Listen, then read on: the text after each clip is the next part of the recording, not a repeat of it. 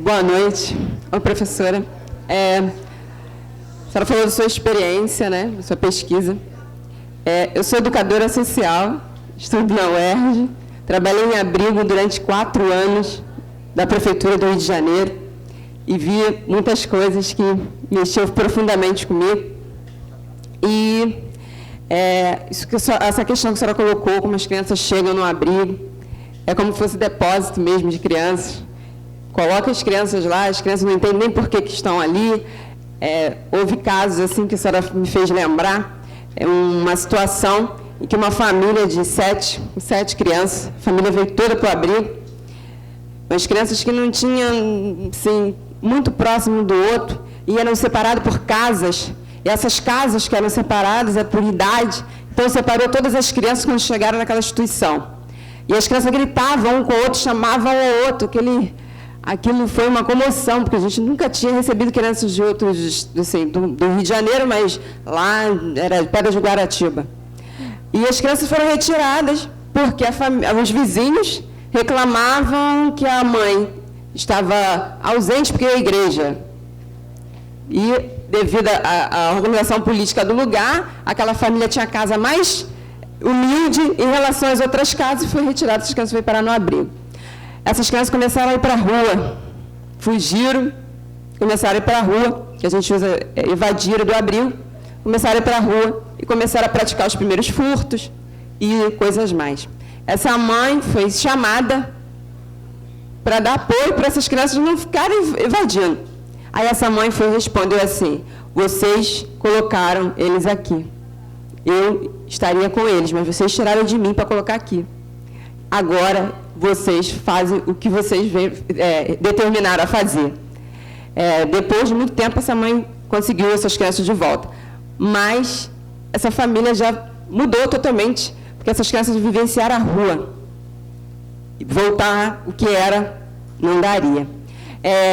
Em cima dessas histórias e outras mais que acontecem no abrigo, eu trago assim que a família hoje, que vem para o abrigo, também está se defendendo. E queria que a senhora falasse um pouco também sobre isso, que essa família está se defendendo como? Essa questão de mentir a idade, né? De não querer ficar no abrigo. Outra forma assim, que eles se defendem é que os eventos que a gente faz para essas crianças evadem e não voltam mais. Não voltam mais. E, ao mesmo tempo que as crianças se defendem assim, o juiz determina que essa criança vai ficar muito tempo ali no abrigo, vai ficar mais tempo no abrigo. E a criança percebe que a história dela não está se resolvendo. Por todas as questões burocráticas, não está se resolvendo. Então, o que a criança faz? Quebra tudo. Por isso que a gente vê essas histórias, né? Quebrou tudo, não sei aonde. As crianças quebram tudo. Em 2 minutos resolve a vida daquelas crianças. As crianças estão aprendendo também a se resolverem. Então, eu queria que a senhora colocasse essa situação, falasse um pouco sobre essas famílias que estão indo para o abrigo e que agora também estão se movimentando contra essas questões. É só isso. Obrigada. Vamos fazer assim um bloco, né, de perguntas. Mais alguém?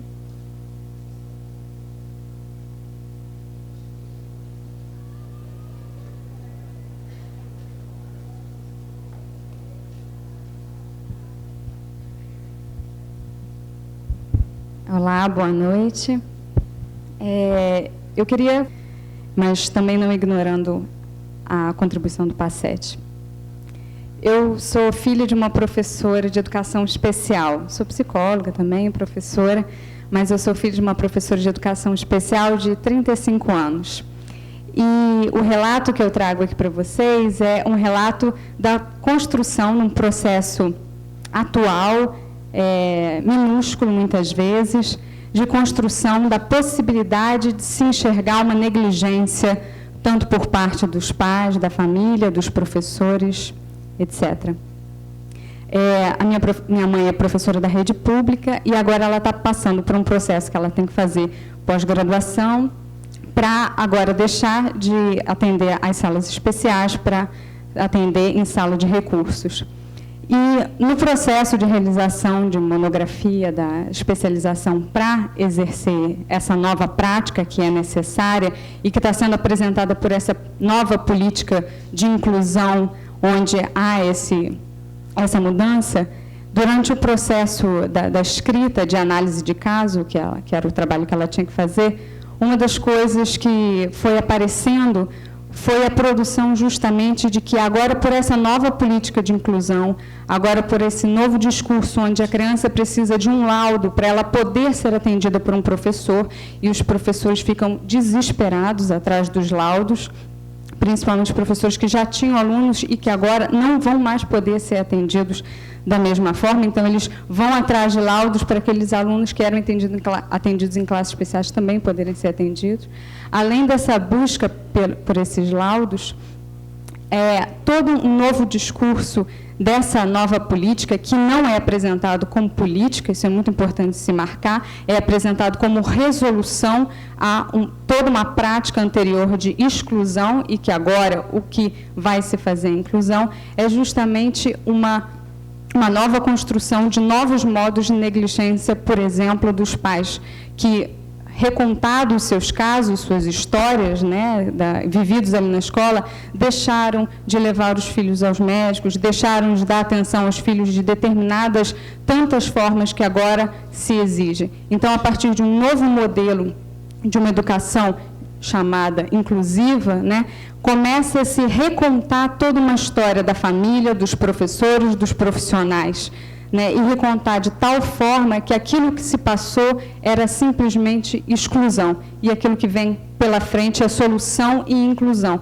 E eu dou um exemplo muito específico de como se reconta essa história, e isso eu trago como uma reflexão sobre esses recontares, esses refazeres da história. No final da monografia que minha mãe estava escrevendo, a tutora sugeriu: então você pode escrever essa frase assim, abre aspas, portanto, concluímos que a classe especial é excludente, é exclusiva. Fecha aspas. Aquilo que vai se apresentar daqui para frente é simplesmente um processo bom, inclusão enquanto algo necessariamente e absolutamente positivo, sem se questionar aquilo que se afirma quando se fala de inclusão. Então, se produz uma nova história onde tudo aquilo que aconteceu era erro, era desvio, era negligência, e se reconta, inclusive, esse lugar dos pais e a história dessa criança na relação com os pais, que agora só pode ser vista como nada atendida, nada trabalhada, nada desenvolvida, e agora o que vem pela frente é o que vai garantir a salvação dessas crianças. Nós estamos sendo chamados diante do judiciário, nesse processo de judicialização da vida. Porque, como o professor ali muito bem colocou, o juiz, o justo, porque ele precisa dos nossos laudos, das nossas visitas e das nossas avaliações para produzir lá um parecer, uma sentença que, de forma alguma, seria a condução de um trabalho técnico, ético, dentro de uma ética do cuidado, entendeu? Assim, eu acho que, eu não sei se eu me equivoco quando eu falo isso, mas assim, eu acho, se eu entendi um pouco o que o senhor colocou, eu acho que nós estamos sendo chamados, assim, essas elites secundárias, assim, me vi um pouco nessa posição de estar garantindo aí o papel de uma elite que está superior lá, o juiz, e que assim, e nós, os técnicos, estamos o tempo todo sendo chamados a visitar as famílias, eu acho até que a incomodar a família o tempo todo para saber como é que ela está, se a criança vai à escola, e se não vai, por quê. E, assim, e eu acho que esse não é o papel que nos cabe nesse momento, mas as instituições estão encaminhando o trabalho técnico por aí. E eu acho que isso é uma coisa séria, sim, é uma questão para a universidade, é uma questão para quem já está na prática, tendo que responder relatórios que se tornam relatos assim, muito delicados. Assim, eu procuro assim, ter muito tato Porque, assim, ao mesmo tempo você pode estar destruindo uma família de uma vez. A discussão agora é tira da mãe e bota na família acolhedora, e se tira um, tira todos, porque quem não fica com um, fica com todos. E, assim, assim, para mim tem sido muito delicado. Eu tenho procurado produzir discussões dentro da equipe, assim, da nosso papel ético, não em relação ao judiciário, mas em relação à família, porque eu acho que, assim, o meu cliente ali, enquanto técnica, é a família, não é o juiz.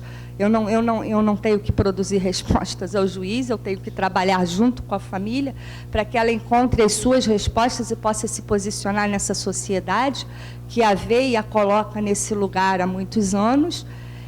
Assim, tem sido até difícil dentro dos equipamentos públicos, nessas gestões que a gente tem vivido, uma ressonância nesse sentido de um trabalho de um técnico e ético que não tem o juiz como cliente, mas as famílias que precisam de cuidados.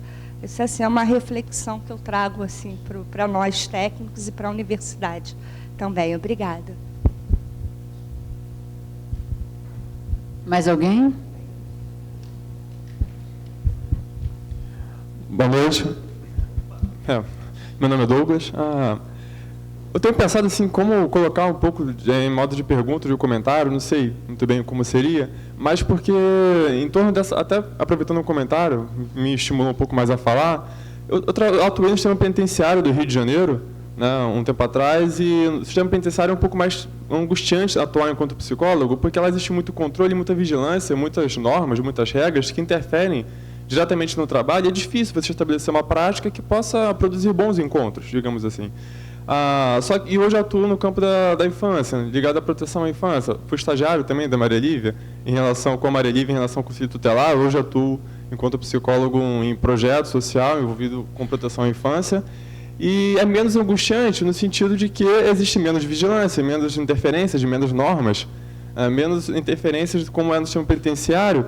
Mas a política, se eu posso pensar até o conselho tutelar enquanto uma política de segurança, por um certo aspecto, a política me parece a mesma, né, de um certo modo, de que ela como ela colocou, né, ela funciona para isso. Ainda que a gente pense, ou seja, a gente pensa nas práticas, tentando pensar práticas de liberdade que possam favorecer essas expressões de vida, mas que esses mecanismos, né, essas máquinas, elas estão para funcionar a favor, né, de um pensamento dominante, como se a sociedade como se ela fosse igual, como se houvesse um modo de vida, né, normal, igual, né, numa sociedade de normalização, e a gente tivesse esse papel mesmo de poder normalizar, né? Então, a prática ela é menos angustiante, mas ainda assim ela é angústia. Talvez eu venha falar disso, um pouco dessa angústia, porque nosso trabalho ele acaba sendo o de, pontualmente, em alguns casos, em determinados casos, ou nos casos, no atendimento,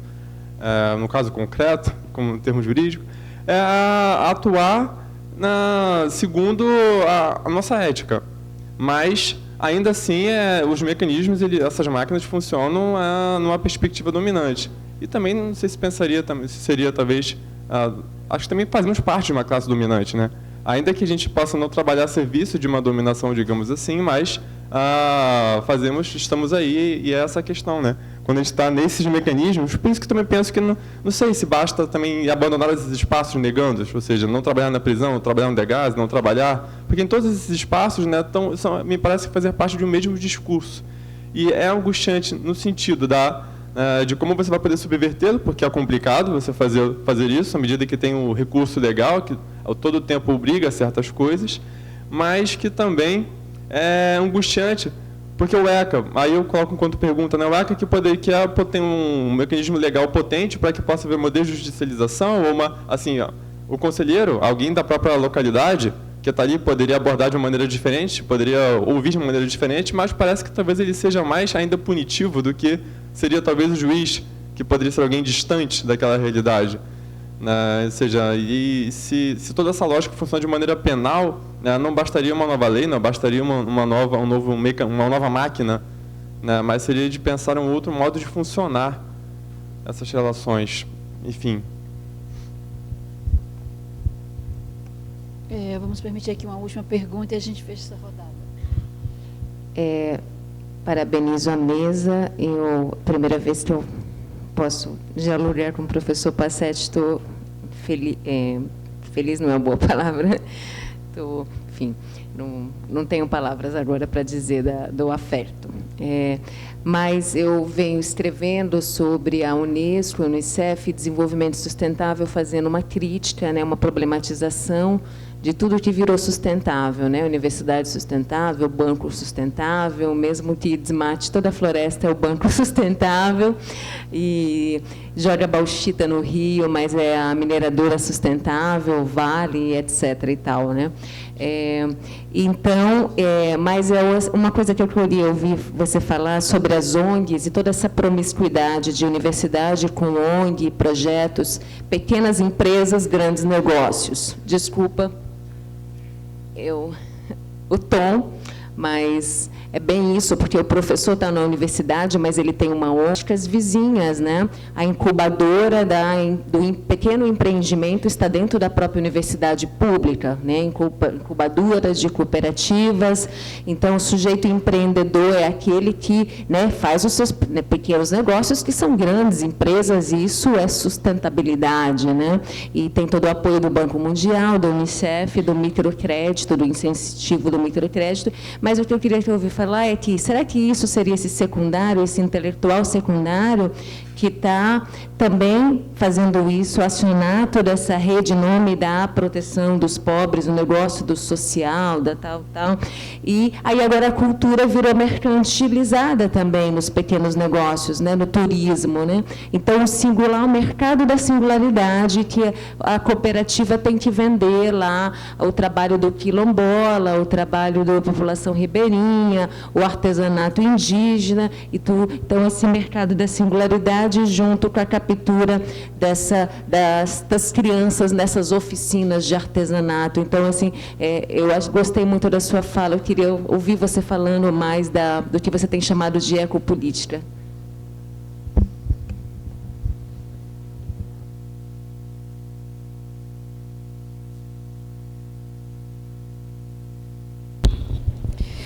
Bem, eu vou tentar falar algumas coisas a partir de algumas das perguntas, né, ou das colocações.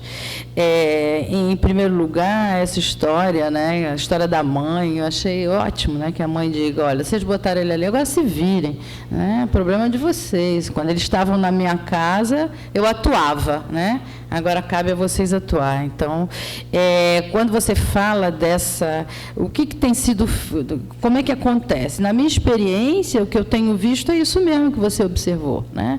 E a primeira forma de defesa que essas crianças, esses jovens têm, é a vazão, né? Eles não ficam lá muito tempo, pulam o muro, vão embora. E outra coisa é o uso que eles fazem desses locais. Eles vão lá, ficam quando lhe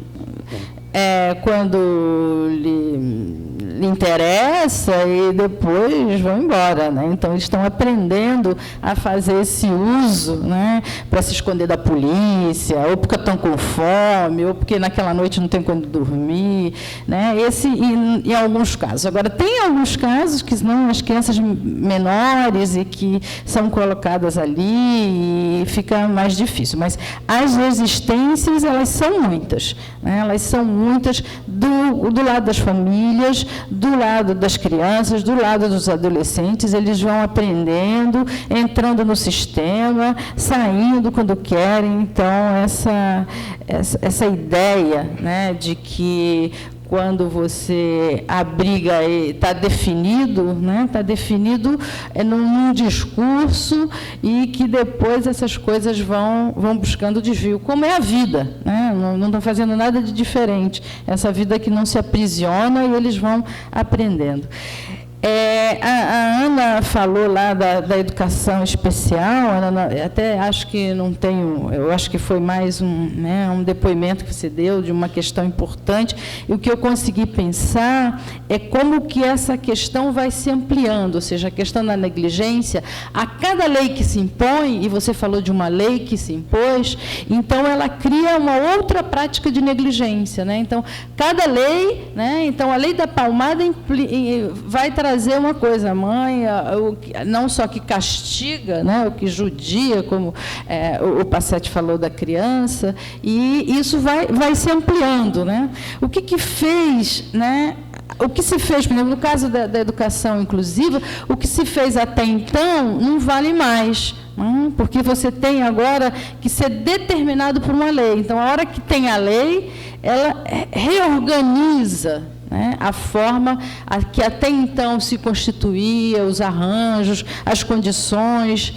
E alguém falou, mudando, eu acho que foi lá no fundo, a história do cuidado, né? A grande questão do cuidado é que ele é sempre tutelar e ele é sempre governo.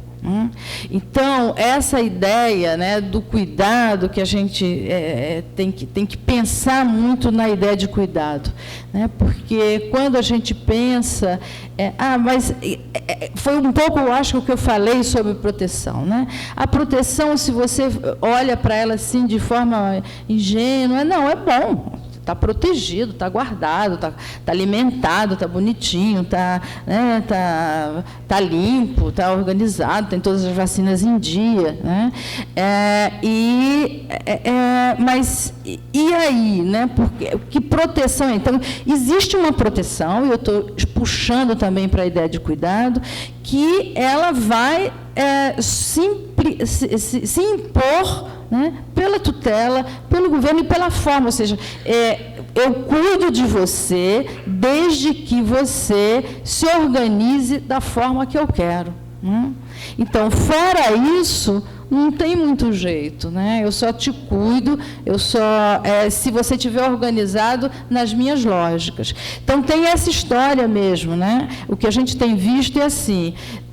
Então, as mães que deveriam cuidar de determinada forma, e elas começam a se colocar frente a essas questões. Elas se rearranjam, essa história mesmo, assim, que tem história de uma mãe que tinha a história da carteira de vacina, né, que é um cuidado. É uma proteção médica e tal. Então, essa mãe estava meio atrasada nas vacinas e tal, e aí ela ia ser pega, né, de alguma forma. E aí ela fugiu, ela saiu de casa, foi para um outro lugar, aí a vizinha disse onde estava, não, ela foi para ali, subiu mais o morro, está lá em cima. Aí, quando chega lá, ela fala assim, mas o que vocês querem que eu faça? Não, que a gente quer que a senhora desça lá e dê as vacinas e tal. Então, tá, amanhã eu vou. E assim ela foi, enrolando aqui, ela foi quando ela quis. Ela tinha uma certa ideia de que a vacina, naquele momento, ela achava que a vacina tinha importância. Mas ela não queria naquela hora, ou naquele dia, ou naquela coisa. Ela queria mesmo se organizar. E ela foi se organizando até o dia que ela foi e resolveu, e as coisas deram certo. Então, esses escapes, essas reorganizações, as pessoas vão aprendendo, né? Ok.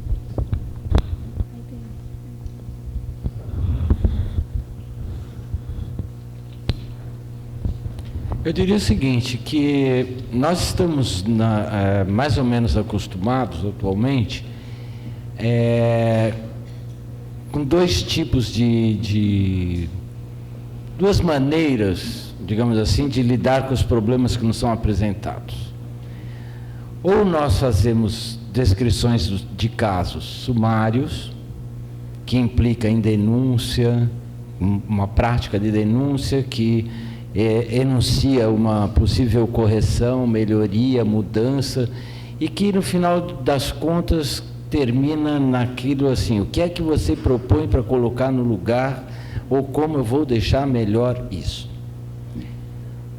Uma outra maneira de abordar os problemas que a gente levanta, esse bem mais crítico, é o de ter uma destreza de linguagem de pensamento extremamente rápido para dissecarmos as oposições entre intelectuais ou entre teorias. Isso nós estamos muito bem treinados para fazer, porque nós somos treinados para avaliar, não é isso? Nós somos treinados para emitir juízos. Nós somos treinados para mostrarmos a nossa beleza intelectual e etc. Não é? O intelectual modulador é isso hoje. É esse sujeito que faz descrições propositivas, que sabe dominar comparativamente algumas teorias, que dedica isso às organizações não governamentais, que se vincula diretamente às minorias, que eu chamei de elite secundária, articulando e dando possibilidade para que elas participem melhor, que elas proponham. Por isso que nós não precisamos mais de intelectuais combativos do pensamento. Nós precisamos apenas dos intelectuais que saibam narrar casos e que saibam elaborar comparações entre duas teorias, não é? Porque aí é facilmente, é um pocket, é um pequeno blog que você consegue lidar facilmente dentro da comunidade, porque você tem, nesse momento, o papel do conector. É aí que você conecta. Você é igual ao José Júnior, entendeu? Ou melhor, José Júnior é muito melhor que você, né? Dá licença. O José Júnior tem programa no Multishow. Você é um bosta, bolsista, ha, ha, ha, e ainda também ri. O que eu estou querendo colocar, não é um pouco, de uma maneira assim, acho que eu estou sendo até sutil demais, mas eu estou querendo dizer assim, o intelectual crítico desapareceu mesmo, nós nos tornamos esse sujeito específico, sabe falar muito sobre um lugar, não é? Faz a conexão perfeita com as comunidades. Vocês sabem muito bem que as universidades privadas com a ditadura militar graças à ditadura militar, mais uma coisa que ela trouxe para nós, instalou-se em todas as periferias das grandes metrópoles, formam intelectuais, porque você acha que não forma intelectual por 310, por 199 por mês? Forma sim. É isso que é o intelectual, que é o cara que está lá na comunidade, que vai fazer aquela universidade ali e que vai ficar ali, conectado eletronicamente, não é? Por isso que eu chamei de campo de concentração a céu aberto. Resignado ou esperando, quem sabe, um dia uma revolução, mas seguramente participando democraticamente pelos direitos. Pode de vez em quando transitar para o centro da cidade, para as grandes universidades, narrar 2 ou 3 casos e todos dirão que ele está certo, porque todos têm vergonha de não ser como ele, porque todos querem, um pouco o que você me perguntou, melhorar. Essa é a sustentabilidade. A sustentabilidade exige também que nós deixemos de lado um pouco, não é, a ousadia ou a invenção para sermos criativos e moderados, não é? A universidade não é um lugar mais para a gente inventar conceito, é apenas para discutir diferenças entre teorias e narrar casos de problemas que deverão ser perseguidos no futuro para melhorar.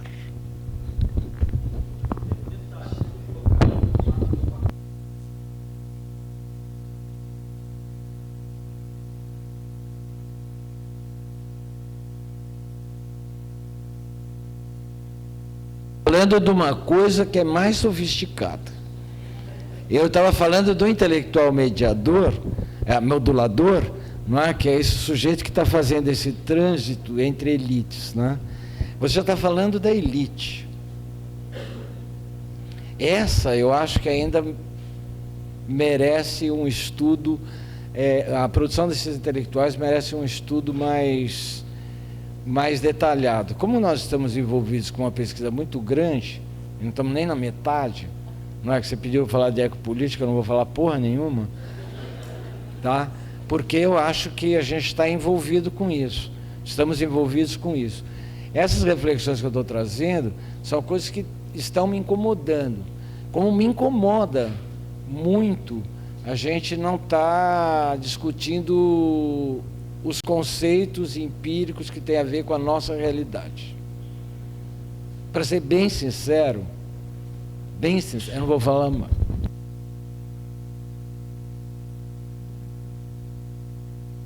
Ó, é só para dizer tchau. Olha, isso é calúnia, tá? Estamos sendo gravados, vai ficar registrado isso nos anais da história.